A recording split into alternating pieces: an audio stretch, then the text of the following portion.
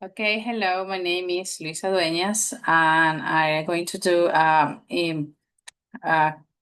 quick presentation about the purpose of literature review, why it's essential for research, and also I'm going to explain the 6 steps in writing a literature review. The first parts, let's take a look. Let me share with you a little slice I did for this presentation. Okay. First, literature review.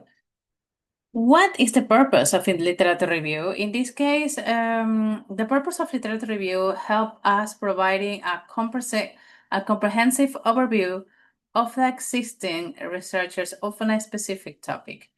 And is essential in research because establishes a foundation for our further investigation and demonstrating the research understanding of that field. Okay, it synthesizes previous studies, identify gaps in current knowledge, and justify the needs for this new research. Now, I'm going to explain the 6 steps in writing literature review, providing a brief example of each of them. Okay, let's start with the first one we got here. Let me put my okay. The first step is identify key terms. You know, this is cycles, so we're going to start with the first one because every single time we do a research, we have to do this. Very important, like I previously mentioned. Identifying key terms. The first part means it's important to identify the key terms because reduce the search field to something more specific. For example, if the topic I want to do in my research is about assessing a speaking skill for A2 key and B1 preliminary, I can narrow the search with words like, for example, assessing speaking A2 and then assessing speaking B1. So I can use the data from a database, for books, from a lot of sources. Then, or in this case, take a look online sources. I can use one famous one, could be Eric's database. There could be useful. That link us to and also that link us to the next part. It's locate the literature. I got the keyword, then I locate the literature. How I locate the literature? It's normal we are tending to use just online sources, but this process is not almost reliable because all the literature posted on the internet is the word is dependable. Sometimes individual post articles that have not passed through standard or external reviewers are not so trustable, like peer-reviewed articles that pass for a huge process and they are revised for other experts before you launch the article or the journal. In this case, it's good for our research have reliable sources for the veracity and good foundation of our research. That's a guide us to the next part. Evaluate and select literature. Okay, once we locate the literature, we need to determine whether it's a good source use and is relevant for my particular research. And also, I have to answer a few questions here. Like, for example, the topic is relevant, accessibility is relevant, the problem in question is relevant, and is according to the question I want to resolve. Because when I start a literature research, I have a question, and I do this research because I need the answer for that question. So I want to resolve in this research.